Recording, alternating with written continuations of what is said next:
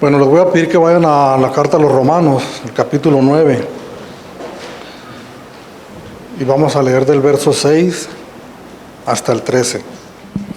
No que la palabra de Dios haya fallado, porque no todos los que descienden de Israel son israelitas, ni por ser descendientes de Abraham son todos hijos, sino en Isaac te será llamada descendencia. Esto es, no los que son hijos según la carne son los hijos de Dios, sino los que son hijos según la promesa son contados como descendientes. Porque la palabra de la promesa es esta: por este tiempo vendré y Sara tendrá un hijo. Y no solo esto, sino que también cuando Rebeca concibió de uno, de Isaac, nuestro padre, pues no habían aún nacido, ni habían hecho aún ni bien ni mal, para que el propósito de Dios, conforme a la elección, permaneciese, no por las obras, sino por el que llama. Se le dijo: el mayor servirá al menor, como está escrito: a Jacob amé, mas a Esaú aborrecí. Hicimos una pequeña pausa el domingo pasado en el estudio de la carta a los Romanos.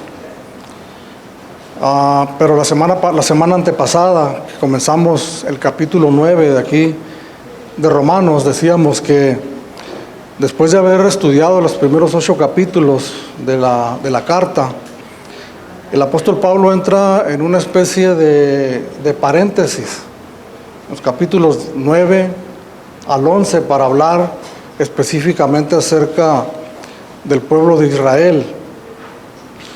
Y hablábamos de que en los primeros 8 capítulos de la carta a los Romanos, el apóstol Pablo había escrito acerca de la doctrina del Evangelio, de las partes esenciales del Evangelio de nuestro Señor Jesucristo, desde el principio, de lo que nosotros podemos mencionar tal vez como las malas noticias, ¿verdad?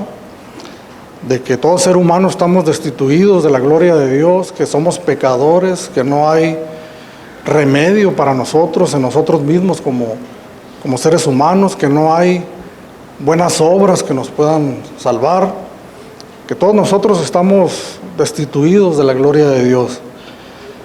Pero también nos habla de la buena nueva, ¿verdad? De la justificación por medio de la fe, del hecho de poner nuestra confianza, nuestra mirada en la obra maravillosa de nuestro Señor Jesucristo. Por esa razón nosotros podemos gozar plenamente de la salvación de nuestras almas.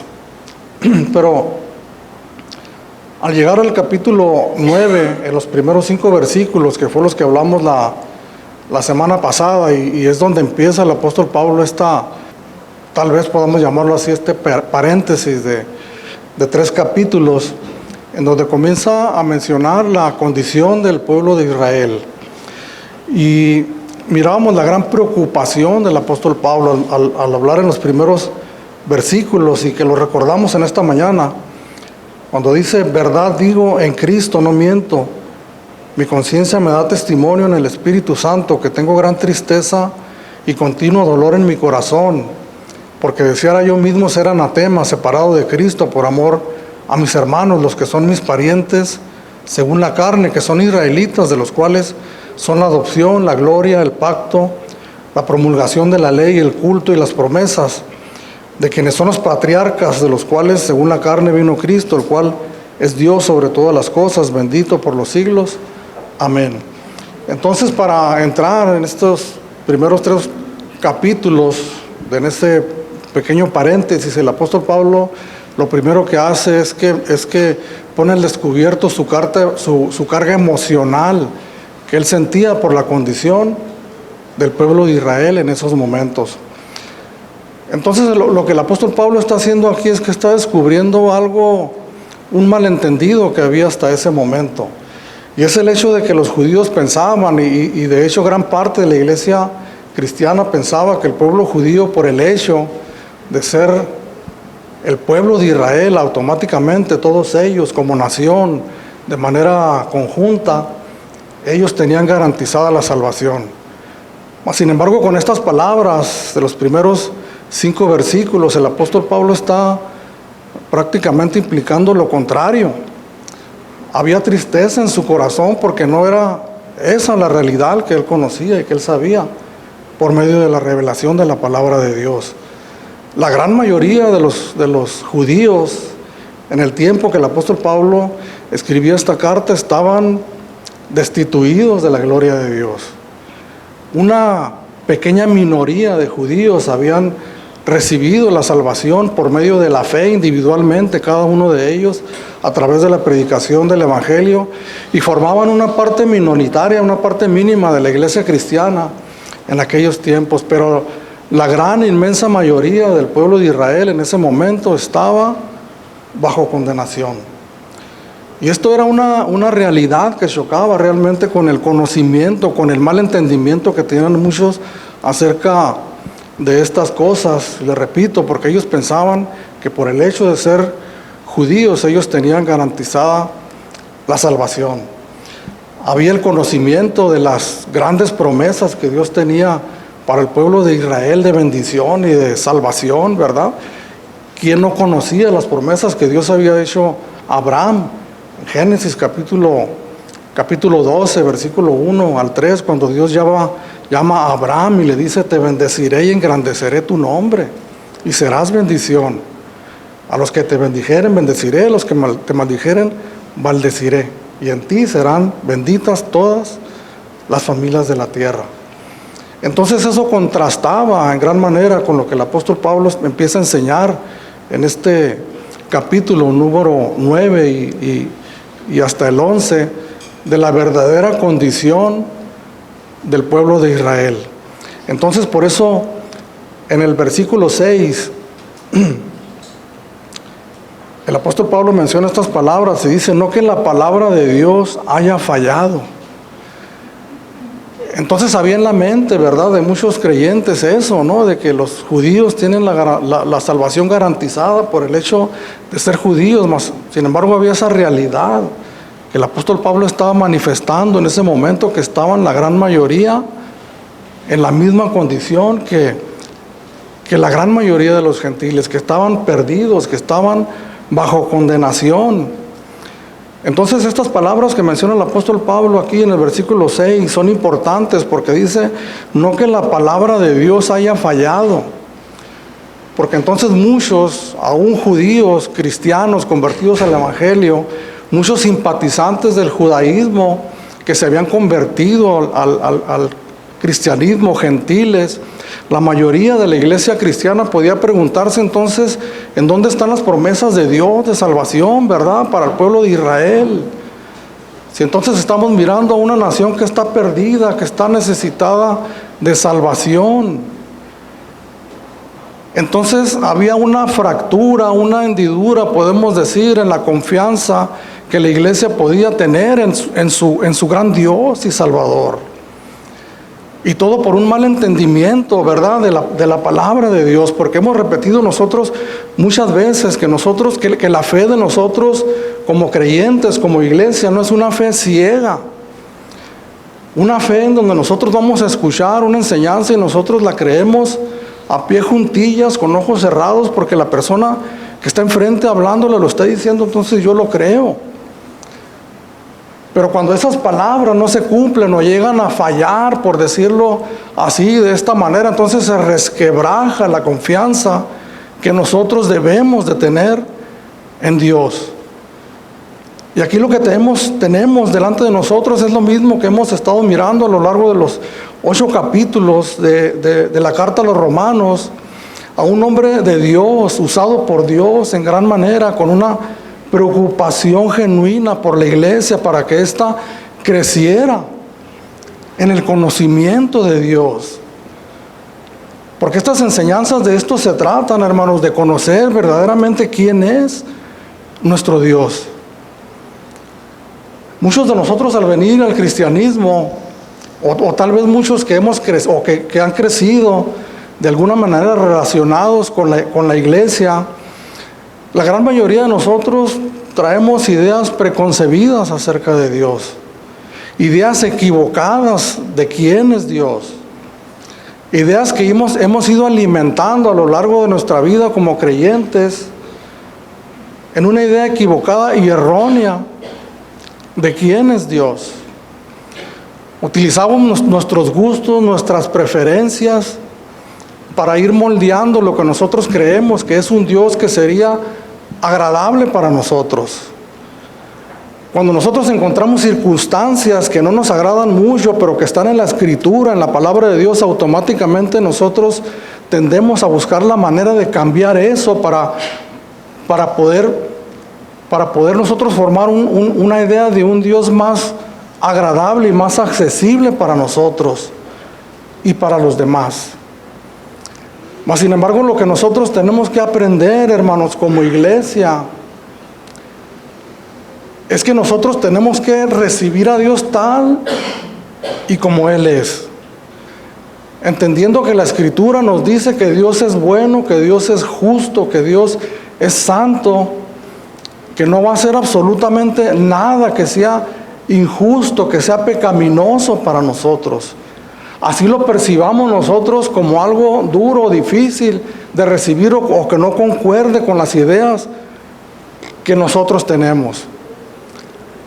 Porque precisamente esta enseñanza del apóstol Pablo, de los capítulos 9 al 11, son enseñanzas difíciles de asimilar. Son enseñanzas que tal vez desearíamos nosotros mejor no tocar. Porque la verdad de las cosas es que nos presentan a un Dios difícil de asimilar, difícil de recibir en nuestra manera de pensar. Pero entonces lo que el escritor, movido por el Espíritu Santo de Dios, quiere forjar en la iglesia es una confianza profunda, inquebrantable en nuestro Dios, basados en la verdad de la palabra de Dios. Entonces, si hay un malentendido con el pueblo de Israel no aclarado, Dios les falló a ellos, vamos a pensar entonces qué garantía nosotros tenemos como iglesia que Dios va a cumplir sus palabras para con nosotros, ¿verdad? Como iglesia. ¿Qué confianza nosotros? ¿Cuál es nuestra base? ¿Cuál es nuestro fundamento? ¿Cuál es nuestro piso? Pues el fundamento que nosotros tenemos para confiar en Dios es precisamente la verdad de la palabra de Dios revelada desde un principio en el Antiguo Testamento, lo que el apóstol Pablo está haciendo en el inicio de este capítulo número 9. Mientras adorábamos al Señor ahí, meditaba yo en una escritura, creo que está en el capítulo 16 de Hechos, en donde hay una palabra que muchos creyentes, incluyendo un servidor, por mucho tiempo tomamos nosotros como una promesa de Dios.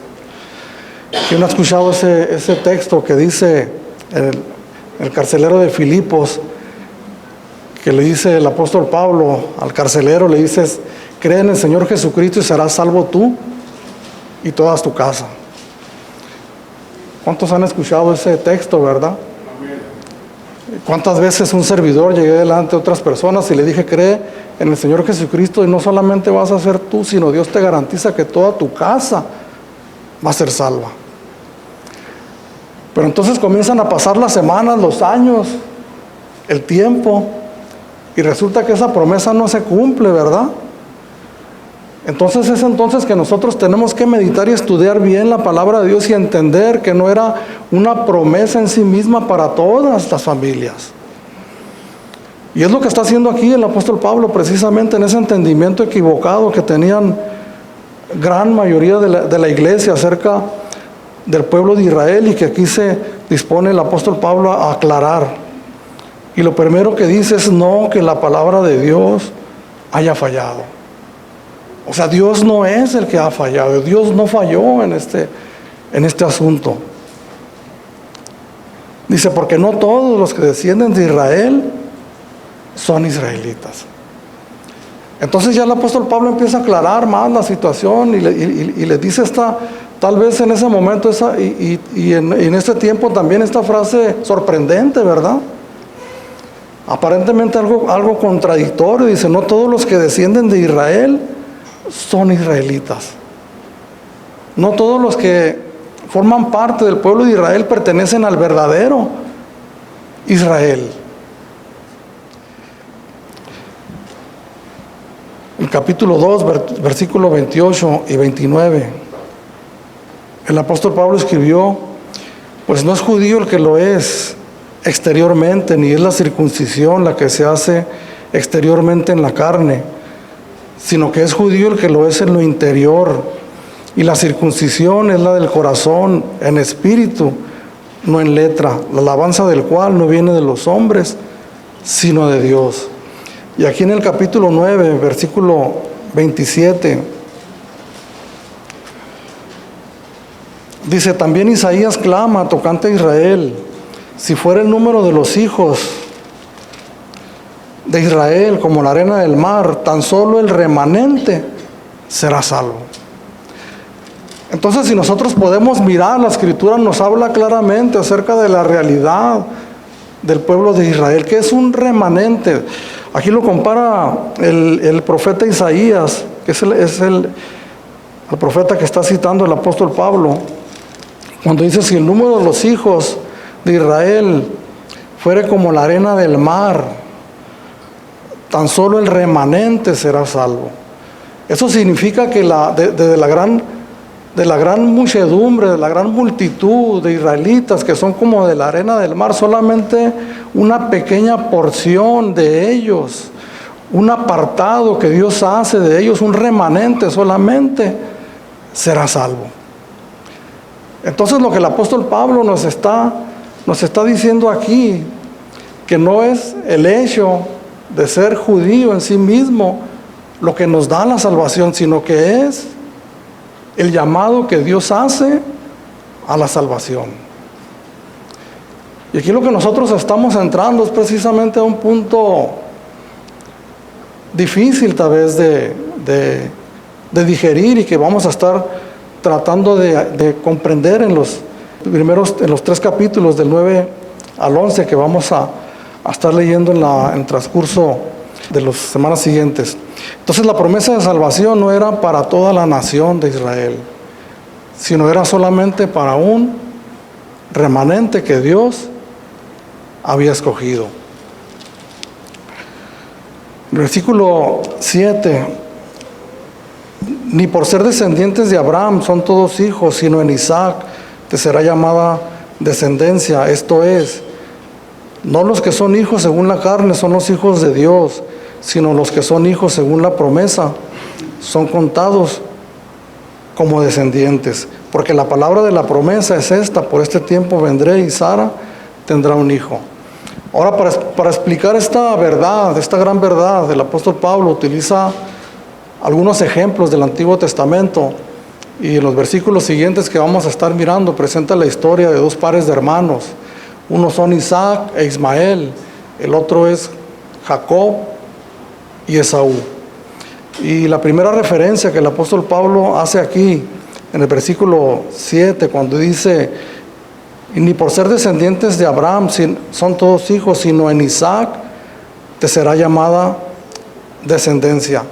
Recordemos la historia de Abraham, hermanos, que Dios lo llamó, acabo de mencionar hace unos momentos, en Génesis capítulo 12, versículo 1 en adelante, cuando Dios llamó a Abraham de una nación extraña, de Ur de los Caldeos, y Dios lo llamó con el propósito de, por medio de él formara la nación de Israel.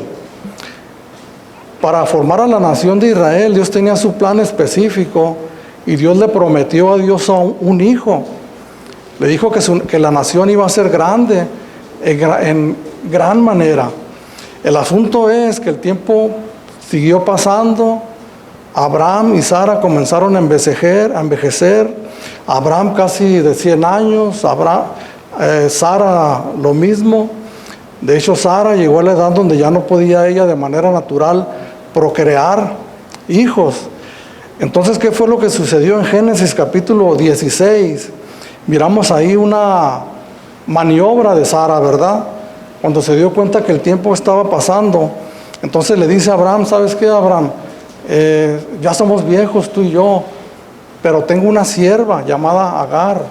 Llégate a ella y que ella tenga hijos de nosotros, y de ahí van a ser el hijo que Dios nos prometió. De ahí nació Ismael. Es lo que nosotros conocemos, ¿verdad? Comúnmente como que ellos quisieron ayudarle a Dios. Mas sin embargo ese no era el plan de Dios. En Génesis capítulo 17, si vamos para allá a leerlo por favor, 15 al 21. Dijo también Dios a Abraham: a Sarai tu mujer no la llamarás Sarai, mas Sara será su nombre. Y la bendeciré y también te daré de ella hijo. Sí, la bendeciré y vendrá a ser madre de naciones. Reyes de pueblos vendrán de ella. Entonces Abraham se postró sobre su rostro y se rió, y dijo en su corazón: a hombre de 100 años ha de nacer hijo, y Sara ya de 90 años ha de concebir. Y dijo Abraham a Dios: ojalá Ismael viva delante de ti. Hago un pequeño paréntesis aquí. En el verso 17, cuando dice entonces Abraham se postró sobre su rostro y se rió, dice, en su corazón, cuando Dios le dijo que le iba a dar una descendencia, ¿verdad? Que de ahí iban a nacer reyes. Para ese entonces Abraham ya tenía a Ismael por hijo. Y él dijo en su corazón, ¿verdad? No lo habló abiertamente delante de Dios, pero Dios obviamente todo lo sabe y todo lo conoce. Dice, él en sus pensamientos dice: a hombre de 100 años ha de nacer hijo, y Sara ya de 90 años ha de concebir. Entonces Abraham, en su corto entendimiento, ¿verdad?, de la manera de obrar de Dios, de la manera de trabajar de parte de Dios, le dijo: ojalá Ismael viva delante de ti. Porque Abraham pensaba, ¿verdad?, que Ismael iba a ser el hijo de la promesa que Dios le había dicho en un tiempo atrás. Y yo me detengo un poquito aquí, hermanos, para comentar acerca de esto que estamos nosotros mirando aquí. Obviamente Abraham fue un hombre tremendo de Dios, el padre de la fe. El apóstol Pablo nos ha puesto de ejemplo casi en todos los capítulos que hemos mirado, especialmente del 4 en adelante de Romanos. Mas sin embargo Abraham no tenía toda la revelación completa de la manera que Dios obraba. Dios hablaba, se le aparecía por medio del ángel de Jehová y hablaba cara a cara con Abraham. Pero fíjese, mas sin embargo no tenía toda la revelación y el conocimiento de cómo Dios obraba. Y una de las grandes bendiciones y las grandes maravillas que nosotros podemos tener en este tiempo, hermanos, a nuestra disposición, es toda la revelación y toda nuestra disposición para poder conocer no solamente a Dios mismo, sino la manera en que Dios obra. Obviamente no podemos conocer todo de Dios, hermanos. Hay una frase que mencionan los teólogos, que Dios es incognoscible, en el sentido de que nosotros nunca vamos a poder entender y comprender todo acerca de Dios. Pero Deuteronomio capítulo 29, verso 29 dice que las cosas ocultas pertenecen a Dios, pero las reveladas son para nosotros, para nuestros hijos y para los hijos de nuestros hijos. Es solamente que nosotros nos zambullamos, hermanos, en el estudio y en el conocimiento, no de una doctrina o de una manera de creer o de pensar, sino en la revelación que Dios tiene para nosotros de quién es Él por medio de su palabra. Al comenzar esta carta, hermanos, mirábamos también y hablamos en la introducción, decíamos, ¿por qué la iglesia va para allá y para acá, para diferentes rumbos? ¿Por qué no hay una unidad de pensamiento? ¿Por qué cada quien vive como mejor le parece? ¿Por qué doctrinas tan encontradas, maneras de creer tan diferentes? Y la razón es que no nos metemos al estudio, hermanos, diligente de la palabra de Dios. El estudio de la palabra de Dios es para todos nosotros, hermanos. Dios la ha revelado para todos nosotros y está a la disposición de nosotros, como no lo estuvo en su tiempo para Abraham. Y dijo Abraham a Dios: ojalá Ismael viva delante de ti.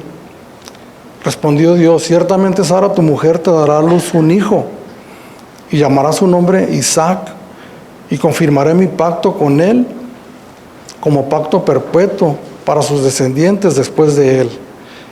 En cuanto a Ismael, también te he oído, he aquí que le bendeciré y le haré fructificar y multiplicar mucho en gran manera. 12 príncipes engendrará y haré de él una gran nación. Mas yo estableceré mi pacto con Isaac, el que Sara te dará a luz este tiempo, el año que viene. Es decir, que Dios había hecho una promesa firme, hermanos. A Abraham y a Sara, que ellos habían dudado y no habían creído que pudiera llegar, y se idearon su propio plan. Y Abraham le estaba diciendo: ojalá Ismael, Señor, viva delante de ti para que se cumpla esta promesa. No, Abraham, yo te he dicho que he establecido un pacto con tu hijo que tú vas a llamar Isaac. Esto nos revela la gran naturaleza maravillosa de Dios, que no es como nosotros queremos, hermanos. No es como nosotros ideamos o como nosotros quisiéramos que las cosas fueran, sino que es como Dios las ha planeado hacer. Y algo que tenemos que entender también, hermanos, es que Dios no es alguien que va ideando su plan conforme va mirando las cosas, cómo van saliendo. Entonces Él va corrigiendo sus planes y los va mejorando con el tiempo. Dios los ha establecido, los ha decretado desde antes de la fundación del mundo. Lo que nosotros estamos mirando a través de la historia, y nosotros como creyentes, como cristianos, en nuestras propias vidas, hermanos, son los cumplimientos en nuestras propias vidas de los decretos que Dios ha realizado sobre nosotros. El verso 7 dice: ni por ser descendientes de Abraham son todos hijos, sino en Isaac te será llamada descendencia. El apóstol Pablo está citando Génesis capítulo 21, versículo 12, que vamos a leer, por favor, juntos. Vamos a leer desde el verso 8. Y creció el niño y fue destetado, e hizo Abraham un gran banquete el día que fue destetado Isaac. Y vio Sara que el hijo de Agar, la egipcia, el cual ésta le había dado a luz a Abraham, se burlaba de su hijo Isaac. Por tanto dijo a Abraham: echa a esta tu sierva y a su hijo, porque el hijo de esta sierva no ha de heredar con Isaac mi hijo. Este dicho pareció grave en gran manera a Abraham a causa de su hijo. Entonces dijo Dios a Abraham: no te parezca grave a causa del muchacho y de tu sierva, en todo lo que te dijere Sara, oye su voz, porque en Isaac te será llamada descendencia. Y es simplemente lo que podemos decir nosotros, que Dios es soberano y que Dios obra como a Él le parece, que Él elige a quien elige para cualquier cosa. En este caso estaba eligiendo a Isaac para la formación del pueblo de Israel, y lo estaba eligiendo a él porque Él quería que así fuese. Ahora, si nosotros nos ponemos a meditar un momento, aunque sabemos por medio de la Escritura que Dios lo había ideado desde antes de la fundación del mundo, desde antes que Ismael naciera, desde antes que Isaac naciera, pero tal vez nosotros pudiéramos razonar, ¿verdad? Alguien pudiera razonar y pudiera decir: bueno, es que tal vez Dios escogió a Isaac finalmente por la manera en que fue concebido Ismael. Por la manera en que se dieron las cosas, obviamente el ideal para ser escogido sería Isaac. Pero enseguida el apóstol Pablo presenta otro ejemplo más claro y más poderoso aún. El ejemplo de Jacob y Esaú, los hijos de Isaac, gemelos los dos, hijos de los mismos padres, nacidos prácticamente al mismo tiempo. Esaú naciendo unos segundos antes de Jacob, el primogénito, el que nació primero, y por lo tanto el heredero, ¿verdad?, de la primogenitura, de manera normal, de manera natural, así debería de ser.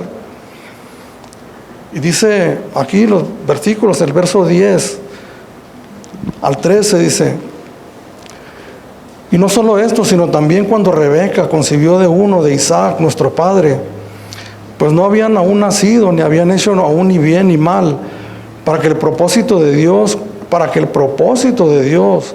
conforme a la elección, permaneciese. no por las obras, sino por el que llama. Y se le dijo, el mayor servirá al menor. Como está escrito, a Jacob amé, mas a Esaú aborrecí. Entonces aquí en estos 3 versículos que acabamos de leer, hermanos, no vemos involucrado absolutamente para nada el mérito humano.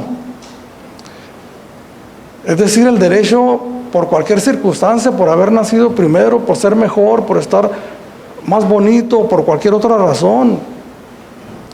Es simplemente el derecho que Dios se atribuye a sí mismo de elegir a quien Él quiere.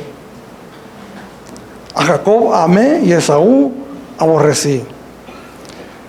Por eso les digo que hay verdades en las palabras de Dios que a nosotros como seres humanos nos parecen a veces inquietantes, ¿verdad? Y difíciles de digerir, y podemos pensar tal vez en un Dios injusto, ¿verdad? ¿Cómo es que Dios amó a Esaú y por qué no los amó a los dos, verdad?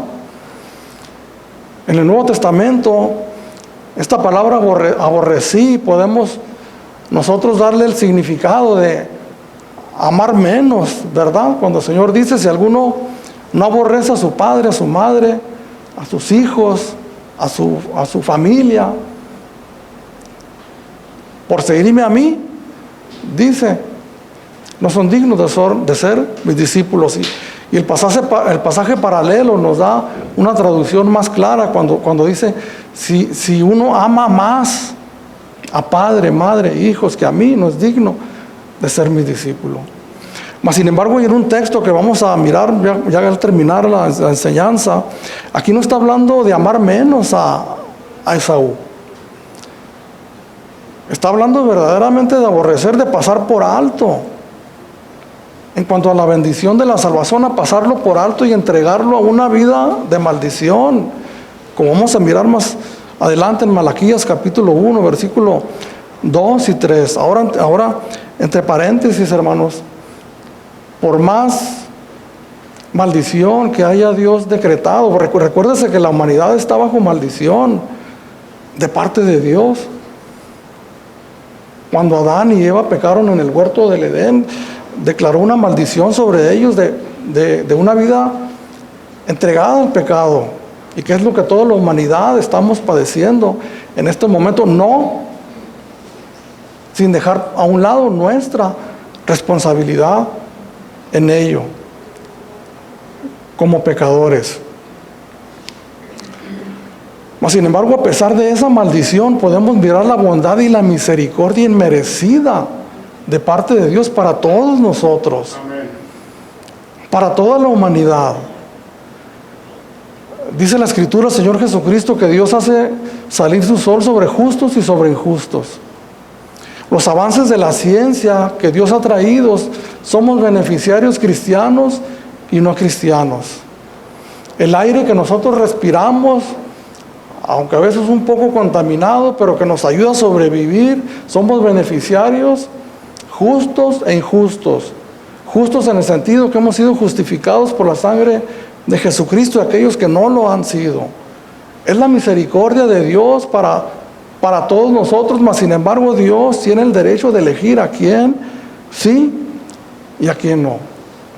Y aquí estas palabras que podemos mirar tal vez un poco lapidarias, que nos pueden sonar, estas cuando dice Jacob amé, mas a Esaú aborrecí. Mas sin embargo Dios lo que nos está presentando aquí es precisamente eso, hermanos. El derecho que Él tiene a hacer lo que Él le plazca. Amén. En Efesios capítulo 1, verso 35. Versículo 2 y 3. Efesios capítulo 1, versículo 3 al 5. Bendito sea el Dios y Padre de nuestro Señor Jesucristo, quien nos bendijo con toda bendición espiritual en los lugares celestiales en Cristo, según nos escogió en Él antes de la fundación del mundo, para que fuésemos santos y sin mancha delante de Él. Versículo 5, en amor, habiéndonos predestinado para ser adoptados hijos suyos por medio de Jesucristo, según el puro afecto de su voluntad. Si nosotros pudiéramos traducir esta frase en una más pequeña, más sencilla, según lo quiso Él. Porque así lo quiso Él. El apóstol Pablo nos está mostrando aquí el principio soberano de Dios para elegir a quien Él quiere. Nosotros, hermanos, después de una historia de casi 2000 años de cristianismo, donde muchos eruditos, muchos estudiosos han estudiado la palabra de Dios y nos han bendecido con sus conclusiones, ¿verdad? Estudiando minuciosamente la palabra de Dios. Difícilmente en este tiempo alguien pudiera salir y decir: yo he encontrado una nueva manera una nueva doctrina. Difícilmente alguien en este tiempo pudiera decir: yo tengo una nueva teoría, una nueva hipótesis. No la hay. Lo que tenemos en este momento son diferentes maneras de comprender la palabra de Dios. Sobre todo en este punto tan importante que estamos en esta mañana considerando, hay diferentes maneras en que las personas entienden estos textos bíblicos. Nosotros no podemos sacar uno nuevo, lo que nosotros podemos hacer es estudiar la Escritura, la palabra de Dios, mirar los escritos de otras personas y entonces nosotros llegar bajo la dirección del Espíritu Santo a la conclusión de lo que nosotros vamos a creer conforme a la palabra de Dios. En lo que nosotros creamos tocante a estos versículos que estamos leyendo y lo que vamos a leer en los siguientes capítulos 9 al 11 va a definir nuestra convicción como creyentes, va a definir la visión que nosotros tengamos de quién es Dios, de quién es verdaderamente nuestro Dios. Va a definir, hermanos, definitivamente, de manera total, la manera que nosotros nos vamos a acercar a Dios en adoración. Va a definir definitivamente la manera que nosotros vamos a confiar plena y totalmente en Dios, no de una manera ciega, porque nos dicen o porque leímos en tal o cual libro, sin una conclusión que nosotros llegamos con un profundo temor y temblor delante de Dios, queriendo conocer verdaderamente al Dios que nos ha salvado. Yo no puedo concebir, hermanos, a un creyente que me diga que ha nacido de nuevo, que es genuino, mas sin embargo que no sienta un deseo profundo por conocer a ese Dios que le ha salvado y conocer las maneras que Él obra y que Él trabaja. Si están escritas aquí, reveladas en la palabra de Dios, es porque Él quiere que nosotros las conozcamos.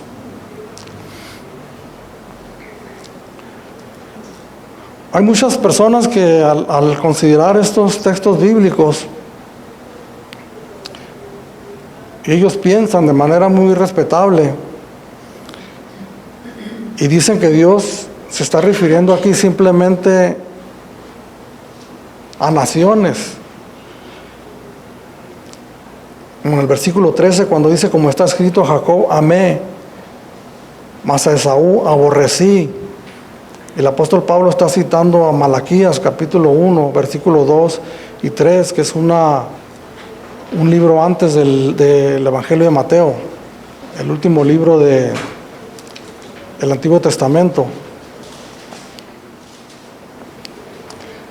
Yo os he amado, dice Jehová, y dijiste: ¿en qué nos amaste?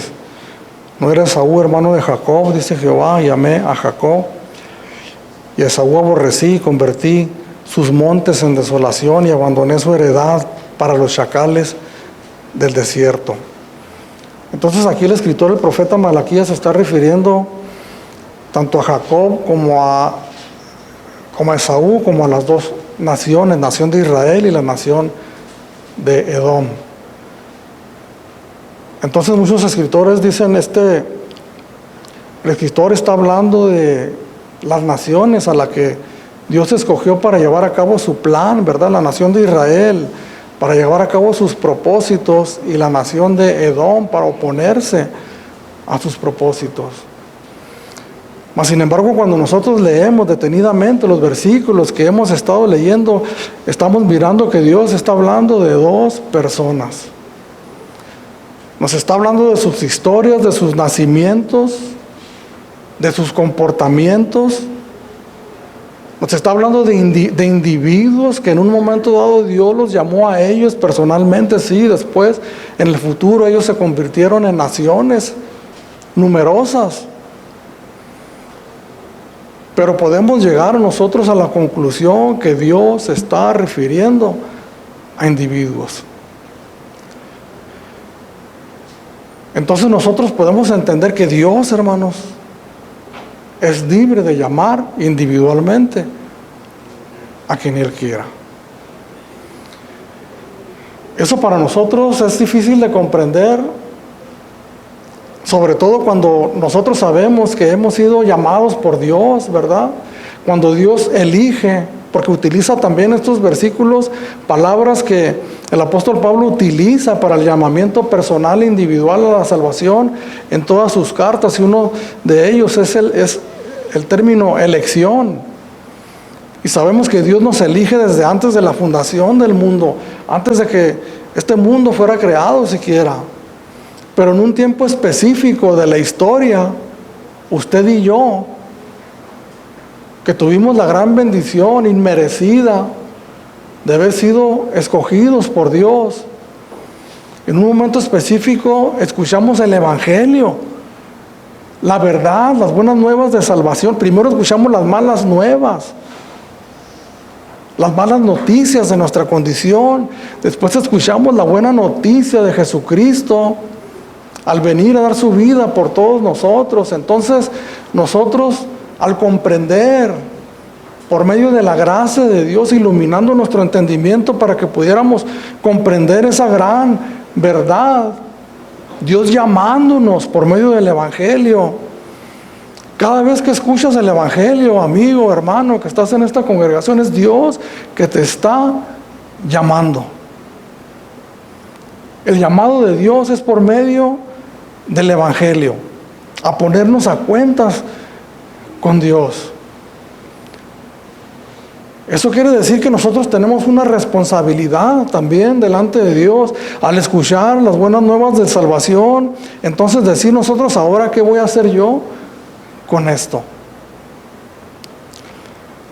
Mas sin embargo, lo que estamos mirando aquí al principio como introducción de estos 3 capítulos es el derecho que Dios se atribuye a sí mismo, porque Él lo quiere, de llamar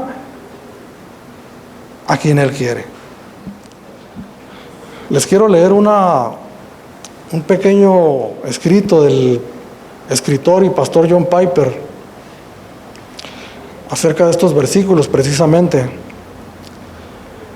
Y dice así: Pablo se sirve de la historia del Antiguo Testamento,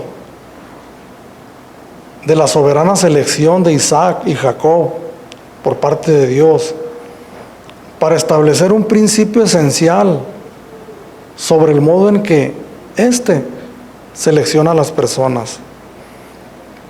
El lenguaje que utiliza el apóstol y el contexto de los versículos deja claro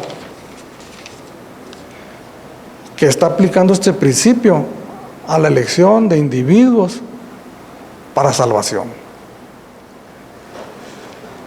Yo le aseguro que muchos rechazarían tajantemente estas palabras.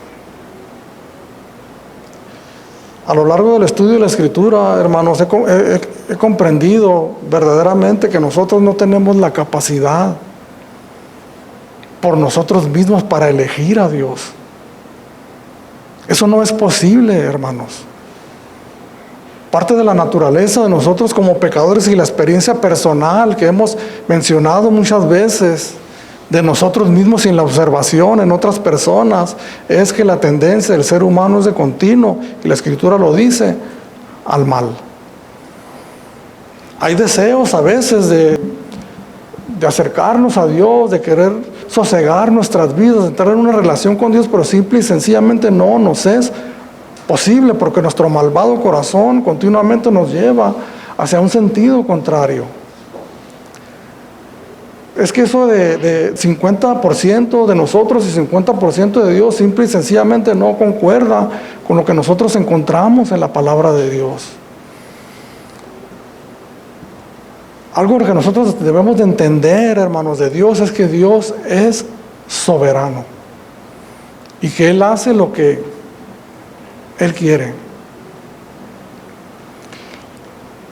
Todos nosotros no estamos capacitados, ninguno de nosotros, para semejante carácter. En una iglesia no puede haber una sola persona que haga y deshaga, que haga lo que el pastor quiera, porque simple y sencillamente en algún momento voy a cometer injusticia. Si nos vamos más allá, a lo más visible, las naciones de este mundo, simplemente los gobernantes de este mundo no pueden ellos ser quienes decidan todo tocante a su nación, porque tarde o temprano van a cometer injusticia. Por eso tienen contrapesos, por eso nosotros en la iglesia debemos de tener contrapesos también. Pero no así Dios, hermanos. Nosotros tenemos un Dios justo, soberano, glorioso, maravilloso, que en el entendimiento pleno de quién Él, nosotros podemos sin lugar a dudas confiar en que lo que Él va a ser bueno, independientemente cómo lo concibamos cada uno de nosotros. Tenemos que conocer, ir conociendo quién es verdaderamente nuestro Dios. Termino con esta pequeña reflexión. Como saben ustedes, días pasados estuve un poco enfermo y me mandaron a hacer unos exámenes médicos, y la posibilidad pues era, la enfermedad está ahí, ¿verdad? Pero la posibilidad de que la enfermedad fuera benigna o maligna, ¿no? O sea, tratable por medios normales, o que hubiera un problema cancerígeno ahí. Entonces yo fui por mis resultados, ¿no? Me hice los resultados, los análisis en el hospital, y los llevé a un laboratorio particular. A la semana fui por ellos. Honestamente no los quise abrir, dije, a lo mejor no los voy a entender, nomás me voy a quedar con dudas, inquieto. Pero el punto es que yo tenía la sobra en mi mano, hermanos, y yo oraba al Señor y le decía, Señor, tú ya sabes lo que hay ahí. Es más, tú ya lo dispusiste desde antes de la fundación del mundo. Y lo que uno tiene que hacerse fuerte, hermanos, es decir, sabes que lo que haya ahí, Señor, yo lo recibo. Porque Dios no únicamente es soberano, hermanos, para llamar a la salvación, es soberano para todas las cosas. Absolutamente para todas las cosas. Él hace lo que Él quiere. Gracias a Dios, los resultados no salieron malignos. Pero yo meditaba en esto, hermanos, y yo decía, ¿cuántos siervos de Dios, más entregados y más santos que yo, han recibido un resultado diferente a adverso? ¿Me ama más a mí que a aquel siervo de Dios? Es que aquí simplemente queda la confianza plena y total en el Señor. Señor, tú sabes lo que haces y lo que es mejor para la gloria de tu nombre. Porque finalmente nuestra satisfacción, hermanos, nuestra satisfacción plena y total, no depende de cómo nos vaya a nosotros en este mundo, sino qué tanto nosotros vivimos y servimos para la gloria de Dios. Ese debe de ser nuestro verdadero y nuestro mayor placer.